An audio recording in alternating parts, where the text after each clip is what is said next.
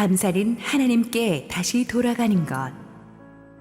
룻기 1장 20절에서 22절, 2장 23절 말씀입니다.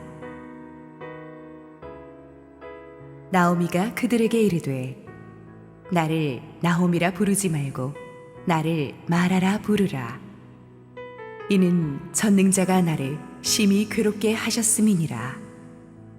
내가 풍족하게 나갔더니 여호와께서 내게 비어 돌아오게 하셨느니라. 여호와께서 나를 징발하셨고 전능자가 나를 괴롭게 하셨거늘 너희가 어찌 나를 나오미라 부르느냐 하니라. 나오미가 모압 지방에서 그의 며느리 모압 여인 룻과 함께 돌아왔는데 그들이 보리 추수 시작할 때에 베들레헴에 이르렀더라. 이에 룻이 보아스의 소녀들에게 가까이 있어서 보리 추수와 밀 추수를 마치기까지 이삭을 주우며 그의 시어머니와 함께 거주하니라. 할렐루야. 우리 하나님께 감사와 영광의 박수 올려드리겠습니다. 축복된 주일 예배 자리에 오신, 그리고 실시간 온라인 생방송으로 동참하고 계신 우리 국내 모든 성도님들에게 추수감사절을 맞아 하나님의 은혜가 충만하게 임하기를 축원합니다. 우리 함께 기도하시고 말씀 보겠습니다. 사랑의 아버지, 은혜를 감사합니다. 축복된 추수감사절 주일 우리 모두가 말씀 듣고 힘을 얻게 하시고 부족한 종은 온전히 주님 뒤에 감춰 주시옵소서. 예수님 이름으로 기도했습니다. 아멘. 오늘은 추수감사절 주일인데요.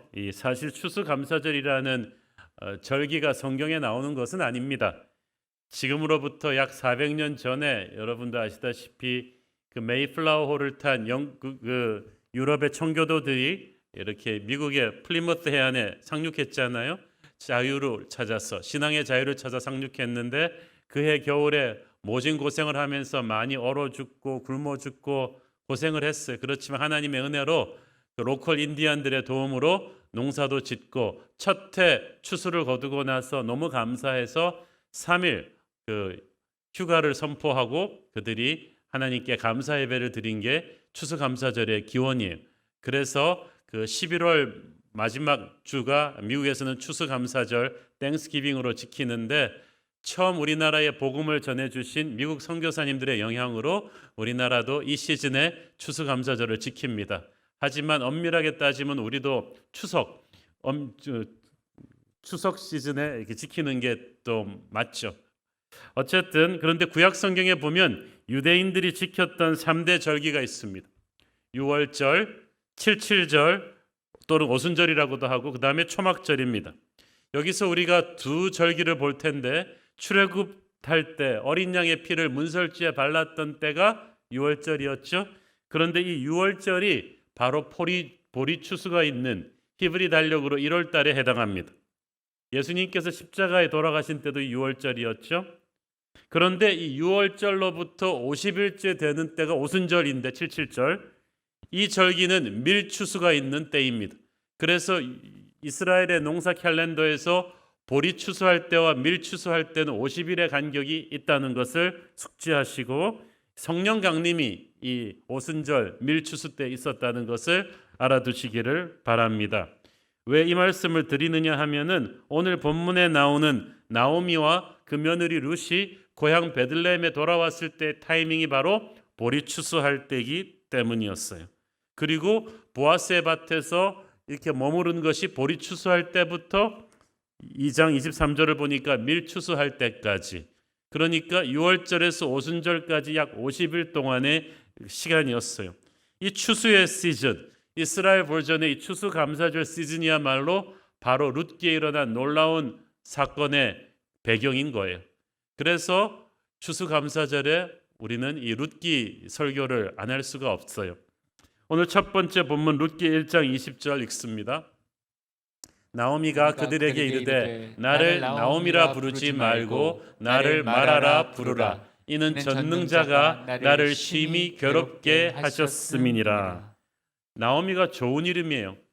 그의 이름은 나의 기쁨, 사랑스러움, 평안함, 이런 좋은 이름인데 나오미는 고향 베들레헴에 돌아와서 자기를 맞아주는 사람들에게 나 나오미 아니야, 나를 마라라고 불러. 마라는 괴로움이란 뜻이.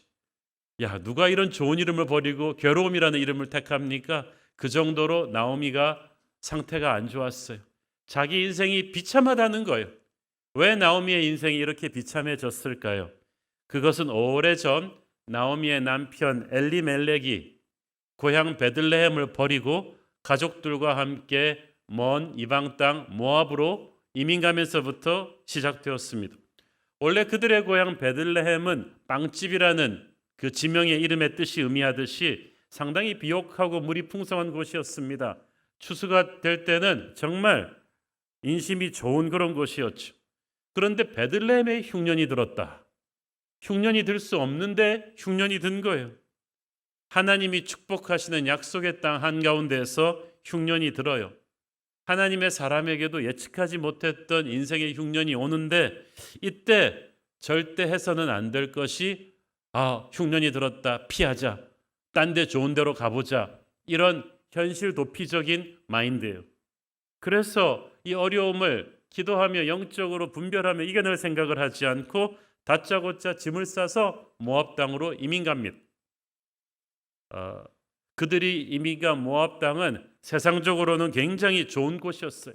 강수량이 풍부해서 초목들 잘 자라고 비옥한 땅이었는데 우상 숭배가 가득한 음란 문화와 폭력 문화, 황금 만능주의 문화가 가득한 세상적인 곳이었습니다. 그런데 엘리멜렉은 그 땅에 그냥 외형적인 조건만 보고 고향 베들레헴을 버리고 단호하게 이리로 이민 간 거예요. 여러분이 인생에 어려움이 왔을 때 어디로 도망쳐 가느냐? 그걸 자세히 한번 살펴보십시오. 그게 여러분의 지금 영적인 수준이거든요. 엘리멜렉의 선택의 결과는 좋지 않았습니다. 잘 살아보겠다고 간 모압 땅에서 엘리멜렉이 죽고 맙니다. 큰일 났어요. 엘리멜렉이 죽으니까 나오미는 얼마나 기가 찼겠습니까? 그런데 이 나오미는 굉장히 강인한 여인이었던 것 같습니다. 그래서 과부가 되었지만 아들 둘을 데리고 거기 혼자 남았어요. 그리고 열심히 일해서 살았습니다. 그리고 두 아들이 잘 자라서 이제 장성해서 장가도 들었어요. 모압 며느리 둘이 들어왔어요. 그렇게 10년이 넘는 세월이 흐르면서 이제 남편 잃은 서름을 이제 추스리고 이국 땅에서 잘 살아보려고 하던 즈음에 철석같이 믿고 있던 두 아들이 비슷한 시기에 원인 모를 병으로 차례로 죽습니다. 나오미에게 있어서 이것은 남편의 죽음보다 훨씬 더 충격이었을 거예요. 베들레헴을 버리고 모압으로 이민 옴으로써 그들은 흉년은 피했지만 이 남자들의 죽음은 피할 수가 없었습니다. 고대 근대 사회에서 여인들은 경제력이나 사회적인 지위가 약했기 때문에 남자에게 절대적으로 의지하고 있었어요. 그래서 결혼 전에는 아버지가 여인의 보호자고 결혼 후에는 남편이요, 늙음하게는 이제 아들들이 보호자입니다. 그런데 자신을 보호해줄 안전장치가 차례로 다 무너져 버렸어요. 하늘이 무너지는 것 같았을 것입니다. 나오미는 베들레헴의 부유한 유지 엘리멜렉에게 처음 시집갈 때만 해도 이 1장 21절에 보니까 내가 풍족하게 나갔더니라고 돼 있죠. 그러니까 베들레헴을 떠날 때만 해도 굉장히 많은 돈을 가지고 갈 수 있을 정도로 풍족한 집안이었던 것 같아요.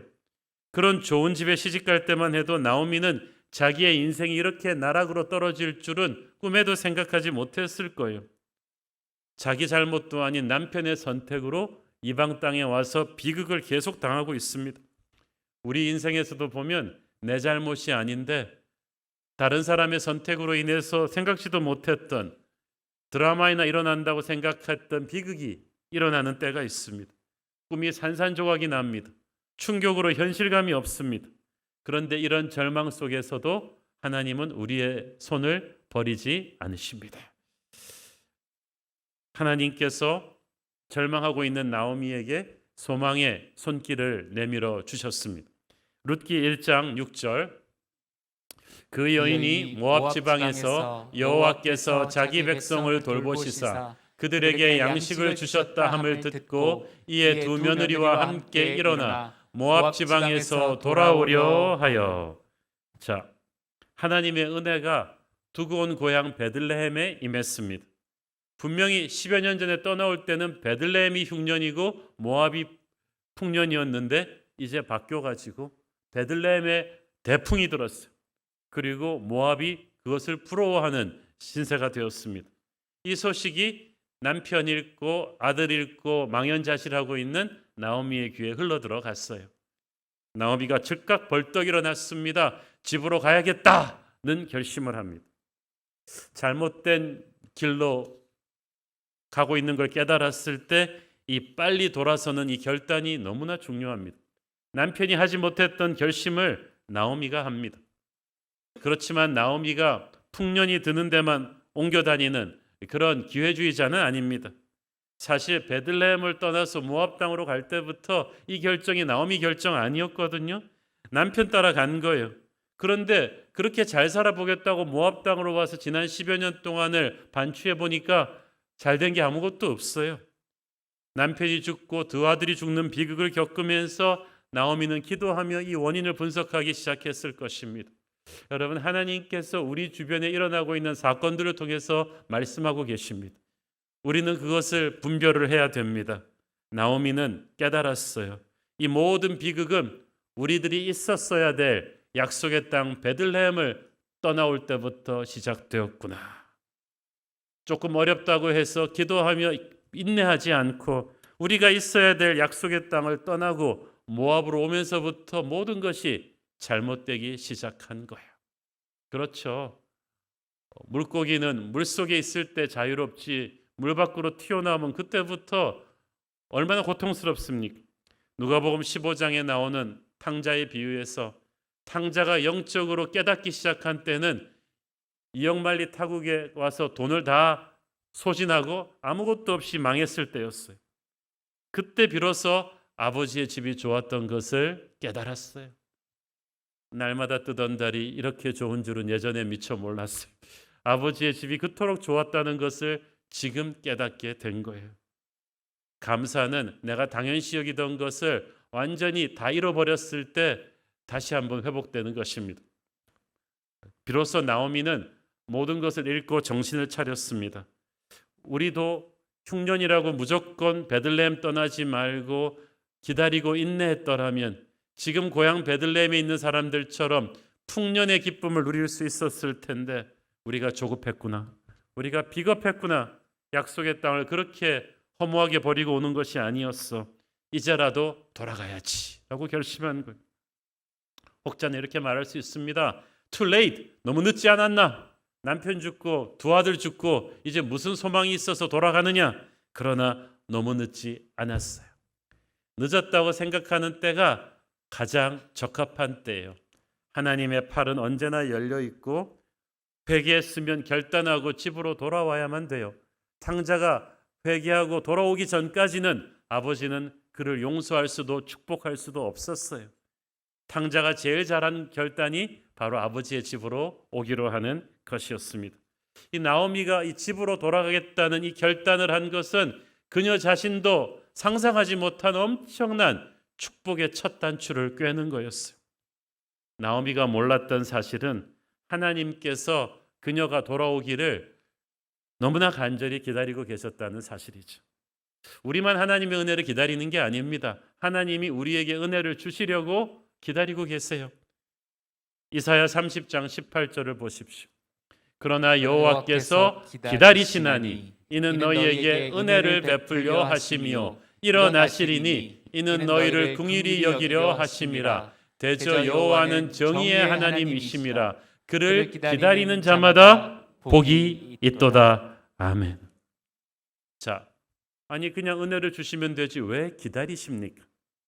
왜냐하면 우리가 전혀 회개하지 않았는데 하나님이 움직이시며 회복시켜 주시면 그것은 하나님의 거룩을 무너뜨리는 것이 되죠. 그건 하나님을 우리의 종으로 만드는 것이지 우리의 아버지로 생각하는 게 아니에요. 하나님은 거룩하시고 선하신 우리의 아버지이십니다. 하나님의 은혜는 우리의 회개가 있을 때 우리에게 부어지는 거예요. 수도꼭지에 물이 다 흘러와 있는데 이 수도꼭지를 열어야 될 거 아니에요? 여는 결단, 이것이 바로 회개하는 심령이고 그것이 은혜의 생명수를 터뜨릴 것입니다. 아버지는 타향에 있는 탕자를 억지로 끌고 집으로 오시지 않았어요. 탕자 자신이 회개하고 집으로 돌아와야만 했죠. 이 순서가 중요합니다. 아버지 얼굴 볼 면목이 없지만 탕자가 회개하고 돌아와야만 돼요. 이 결단은 탕자의 몫이지 그 누구도 대신해 줄 수 없는 것입니다.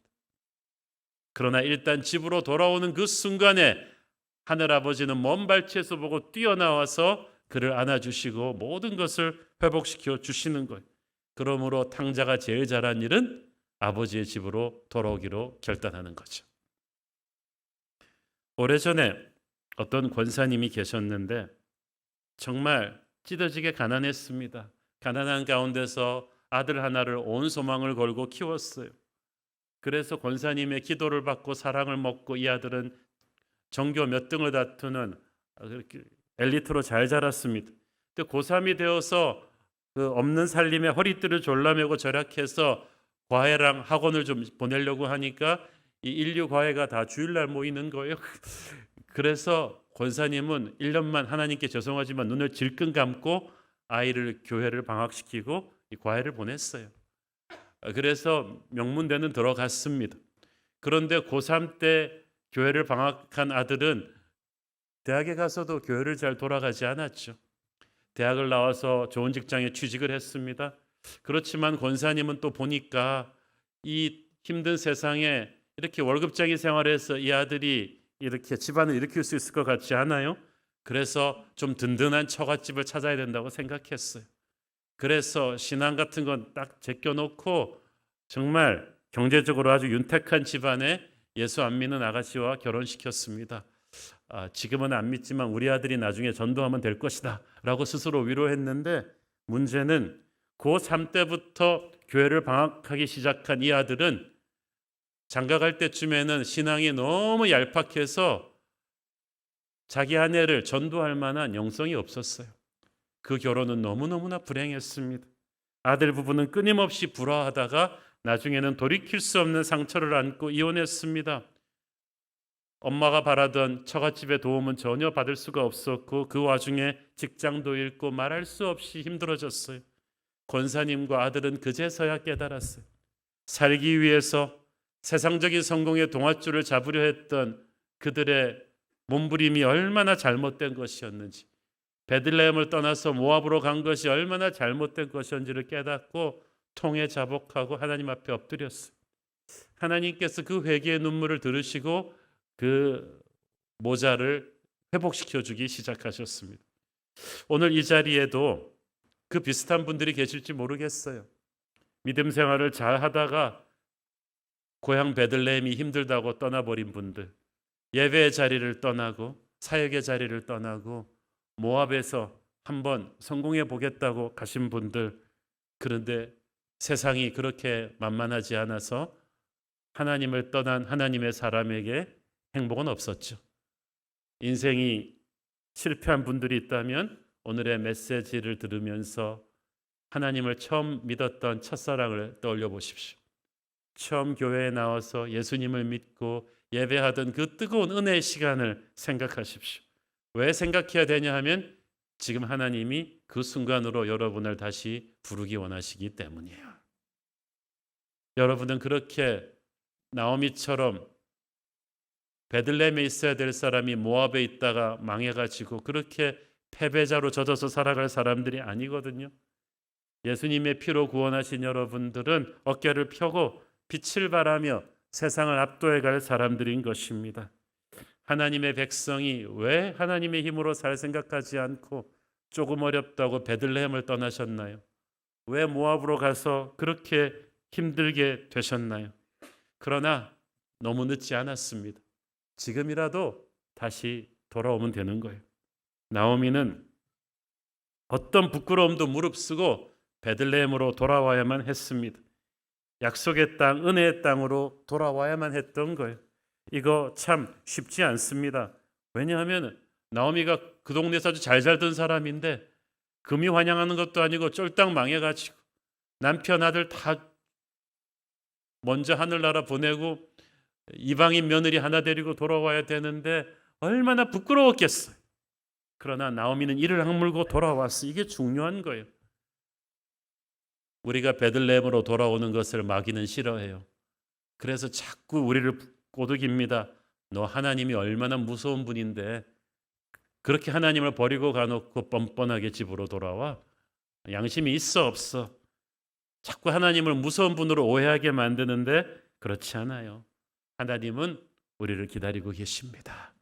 아버지의 얼굴에는 분노가 아니라 사랑이 있습니다. 우리가 돌아오기만 하면 이미 하나님의 용서 패키지는 준비를 다 끝내고 우리를 기다리고 있습니다. 돌아오는 나오미는 이전과는 완전히 달라져 있었죠. 이전에 그 도도하던 부잣집 마나님이 아니라 깨어지고 낮아지고 겸손해져 있었어요. 생각해 보세요. 유대인들처럼 이방인들 차별 많이 하는 나라에서, 그것도 과부를 무시하는 나라에서 이방인 며느리 룻을 데리고 온단 말이에요. 나오미는 이제 자신의 행복보다도 이 며느리의 행복을 찾아주겠다는 생각, 자기에겐 어떤 일이 있어도 이 며느리를 위해서라도 살아야 한다는 생각으로 오는 거예요. 이 갸륵한 사랑의 마음을, 이 가난하고 낮아진 마음을 하나님은 어여쁘게 보셨어요. 돌아올 때 이 마음이 돼야 되는 거예요. 이들이 돌아왔을 때 타이밍이 언제입니까? 1장 22절 보리추수 시작할 때. 추수는 축제예요. 추수는 기쁨이에요. 이것은 이제 이 두 사람에게 보여줄 하나님의 놀라운 회복의 시즌을 미리 암시하는 것입니다. 고난을 통해 회개하고 집으로 돌아온 사람은 집에서 축제를 경험하게 될 것입니다. 절망의 시즌이 끝나고 축복의 시즌이 시작되는 것은 돌아왔기 때문이에요. 하나님이 기다리는 약속의 땅으로 돌아오면요, 그곳에는 생각하지도 못하는 은혜가 있습니다. 제가 몇 년 전에 겨울 부흥회에서 룻기 설교할 때 그 얘기를 한 기억이 납니다. 은혜의 땅으로 돌아온 룻과 나오미 앞에는 이제는 축복의 지뢰밭이 그냥 널렸다. 어디를 밟아도 축복이 터지고 우연을 겹쳐서 수많은 사람들이 이들을 도와주려고 하고 섬기려 하는 거예요. 돌아올 때는 긴가민가 하면서 왔지만 하나님의 은혜가 그들을 기다리고 있었습니다. 회개를 망설이는 자에게 하나님은 보라 지금이 은혜 받을 때라고 하세요. 보라 지금이 구원받을 때라고 하시는 거예요. 왜냐하면 우리 힘으로 우리 인생에 깨어진 그릇을 다시 붙일 수 없거든요. 다시 기억하기도 싫은 이 고통의 시간이 오히려 하나님의 위대한 역사가 시작될 여러분 인생의 변곡점인 것입니다. 빈털터리로 돌아온 나오미와 룻은 당장 먹고 살기 위해 무슨 일이라도 해야 됐어요.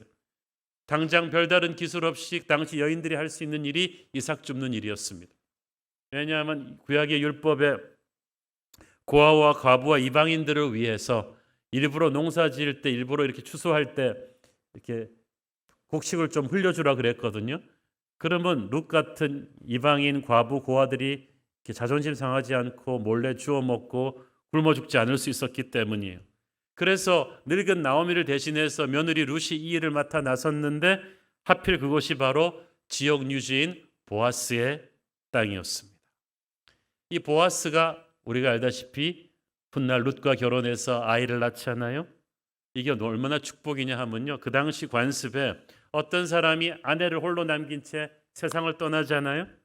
그래서 가문이 몰락했을 경우 그 아내에게는 아들도 없고, 그래서 가문이 몰락했을 경우 가까운 친족 중에 한 사람이 그를 아내로 맞아서 모든 신분을 회복시켜주고 결혼해서 자식을 낳아서 끊어진 후손을 다시 일으켜주는 거예요. 보아스가 그렇게 해주는 거예요. 룻과 결혼해서 아이를 낳음으로써 몰락했던 나오미의 집안이 다시 놀랍게 회복되게 됐죠. 근데 이게 있을 수 없는 일인 게 룻이 이방인이잖아요. 과부잖아요. 이걸 다 책임지는 거예요. 보아스는 그 지역 최고의 유지인데 말이죠.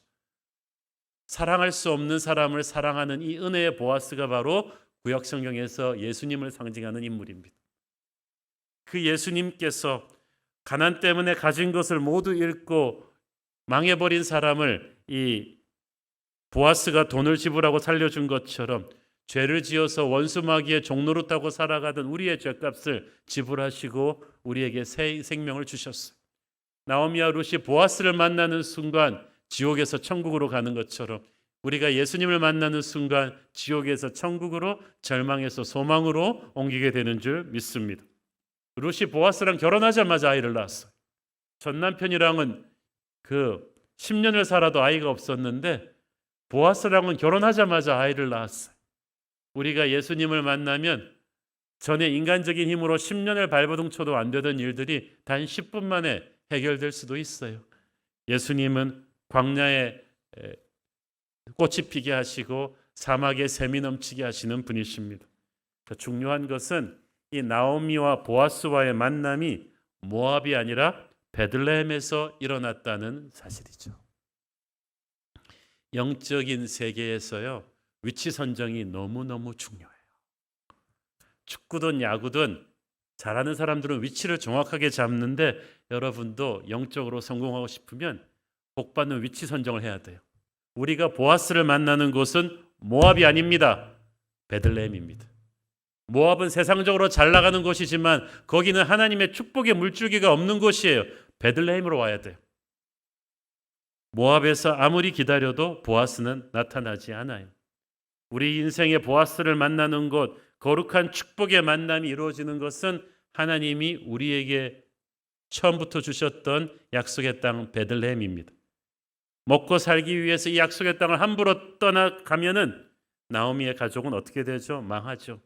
회개하고 다시 베들레헴으로 원위치해야 다시 축복의 역사가 시작되는 거예요. 분명히 엘리멜렉이 이 베들레헴 버리고 모압으로 이민 간 거 잘못된 결정이죠. 이로 인해 엘리멜렉과 두 아들이 차례로 죽었죠. 암담해요. 그러나 홀로 남은 나오미와 룻이 다시 가문을 일으킬 줄 누가 알았겠습니까? 아니, 하나님께서 일으키신 거. 어디서? 베들레헴에서. 여러분, 그래서 힘들고 부끄러워도 베들레헴으로 돌아오는 결단이 필요한 것입니다. 여러분의 교회도 여러분의 베들레헴이에요. 단지 아까 말씀드린 것처럼 주님과의 첫사랑만 회복하는 것이 아니라 여러분의 교회에서 하나님이 여러분에게 주신 자리가 있잖아요.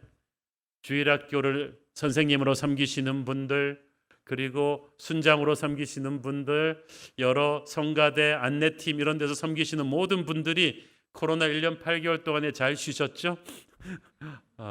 이제 다시 돌아오셔야죠. 제가 아는 목사님이요, 이민교회 알던 목사님이 계셨는데 목회하다가 너무 속을 많이 상하셨어요. 교인들한테 상처도 받으시고 그러다 보니까 이분이 이렇게 목회하느니 차라리 육체노동해서 먹고 사는 게 낫겠다. 이 말씀을 너무 자주 반복하셨는데 실제로 교회가 문을 닫게 됐어요. 그래서 진짜 이 목사님이 육체노동으로 생계를 유지해야 됐는데 육체노동도 힘들었지만 이 목사님이 그걸 6개월 1년 하면서 영혼이 너무너무 궁핍해지는 거예요. 그토록 전에는 힘들었던 설교를 하고 싶어서 견딜 수가 없어요. 교인들을 목양하고 싶어서 견딜 수가 없는 거예요. 그래서 깨달은 거예요. 내가 그 자리에 있을 때 감사함을 몰랐구나. 그것이 내 베들레헴인 것을 몰랐구나. 하나님 앞에 통회하고 자복하고 주님, 내게 다시 목회의 자리를 돌려주세요. 다시는 컴플레인하지 않고 목회하겠습니다. 하나님께서 다시 자그마한 목회의 기회를 열어주셨을 때 그 목사님은 정말 신실하게 다시 목회를 시작하셨고 몸은 힘들었지만 얼굴에는, 가슴에는 다시 행복이 일어났어요. 여러분이 있어야 될 곳이 베들레헴이에요. 교회예요. 여러분은 그 자리로 돌아오셔야 돼요. 거기서 여러분에게는 하나님의 놀라운 새로운 축복의 시즌이 기다릴 것입니다. 자, 나오미가 룻을 데리고 베들레헴에 돌아왔을 때가 보리추수 때라고 그랬죠. 타이밍이 좋기도 하지만 좀 고약하기도 한 것이, 이게 모든 사람이 축제예요. 집집마다 그냥 떡 굽는 냄새, 갈비 굽는 냄새, 김치찌개 하는 냄새, 그냥 축제고 싱글벙글하면서 하고 있는데 풍년의 기쁨을 누리지 못하는 유일한 사람이 나오미하고 룻이에요. 완전히 쫄딱 망해가지고 왔잖아요. 추수의 시즌인데, 남들은 추수의 시즌인데 자기는 그 기쁨에 동참할 수 없는 괴로움을 아십니까? 아니 다 불경기면은 같이 안 되니까 이렇게 가슴 아프진 않을 텐데, 다들 경기가 살아나서 장사 잘 되는데 우리만 망했어요. 나만 폐업 신고하는 그 심정이 바로 나오미 심정이에요. 그러니까 나오미의 이때 추수감사절의 심정은 테러블합니다. 야, 다른 사람들은 다 감사하는 기분이 나는데 나만 감사할 처지도 기분도 아니구나 라는 생각에서 서글펐어요. 그런데 나오미는 서글플 이유가 없어요. 지금은 그렇지만 앞으로 돌아왔기 때문에 나오미와 룻의 인생은 베들레헴 그 어떤 사람보다 더한 축복의 인생이 될 거예요. 그 가문에서 다윗이 태어나고 예수 그리스도가 태어나는 역사상 가장 유명한 믿음의 명문가가 바로 지금부터 시작되는 거야. 그러니까 여러분 지금 돌아올 때 옆에 사람과 비교하면서 비참하다고 생각하지 마세요. 지금부터 시작이니까. 나오미가 베들레헴으로 돌아온 것 자체가 하나님이 가장 기다리신 일이었어요. 우리가 입으로 감사합니다, 감사합니다 외치는 것도 좋지만 실은 세상 길로 갔다가 하나님 품으로 다시 돌아오는 것이야말로 최고의 추수감사절 헌금이 될 것입니다. 지금 나오미 영적 상태는 대단히 안 좋습니다. 이 21절 보세요. 여호와께서 내게 비어 돌아오게 하셨느니라. 하나님이 나를 망하게 했다는 거죠. 여호와께서 나를 징벌하셨고 전능자가 나를 괴롭게 하셨거늘. 3번 하나님의 이름을 부르는데 다 원망이 투덜투덜해. 이런 사람이 다윗과 예수 그리스도의 조상이라는 이렇게 믿어지지 않을 정도로 투덜투덜 하는데도 여러분 영적 상태 안 좋아도 괜찮아요. 돌아왔다는 게 중요한 거야. 그런 거예요. 성령 충만해서 안 돌아와도 돼요. 상태가 안 좋아서 돌아와도 돌아오는 게 중요한 거예요. 룻기의 주인공은 룻이지만 룻이 받은 모든 축복의 영적인 물꼬를 터준 사람이 나오미였어요. 얼마나 중요합니까? 나오미의 결단이었어요. 돌아오기로 하는 결단. 룻은 나오미를 붙잡고 따라왔기 때문에 보아스와 결혼하고 예수 그리스도와 다윗의 조상이 되는 복을 받은 거예요. 즉 나오미가 돌아오겠다는 결단하지 않았다면 룻의 축복은 없었을 거예요. 나오미는 하나님을 잘 믿는 사람이고 룻은 나오미 때문에 하나님 믿은 초신자예요. 나오미는 믿음의 1세대, 룻은 2세대. 그러나 하나님께 돌아오기로 하는 결단은 먼저 1세대가 해야 돼요. 그래야 룻의 세대, 2세대가 그 등에 업혀서 살아나는 거죠. 1세대가 대형 사고를 쳤죠. 하나님을 믿었지만 세상적으로 잘해보겠다고 간 게 1세대였지만 자기가 사고를 쳤으니까 자기가 수습을 해야죠. 다시 집으로 돌아오기로 하는 결단도 1세대 나오미가 합니다. 그러니까 2세대가 회복의 축복을 누리는 거예요. 부모 세대가 결단하셔야죠. 여러분이 세상 길을 버리고 온전히 하나님 앞으로 돌아오면 여러분의 자녀 세대에서부터 믿을 수 없는 기적이 시작될 것입니다. 자, 서두에서 우리는 이 보리추수의 때가 6월절 말씀드렸죠. 그리고 밀추수의 때는 그로부터 50일이 지난 오순절이라는 거 말씀드렸죠. 그 보리추수에서 밀추수까지 6월절에서 오순절까지 그 50일을 나오미와 룻이 보아스의 밭에 머물다가 이런 놀라운 축복의 만남을 가진 거예요. 최고의 추수감사절 은혜를 경험한 거예요. 혹시 여러분 중에 지금 모압으로 가서 인생이 부서진 분들 지금 돌아오기로 결단하기를 바랍니다. 지금 영성이 영 아닌 분도 괜찮아요. 나오미도 그랬어요. 그러나 돌아오기로 하는 발걸음이 그게 중요한 거예요. 그것이 하나님이 가장 기뻐하시는 추수감사절 예배의 첫 단추가 될 것입니다. 보아스의 밭에서 보리추수에서 밀추수까지 나오미 모녀가 거녔던 것처럼 회개하고 돌아온 우리를 예수님의 임재가 6월절에서 오순절까지 감싸고 있을 것입니다.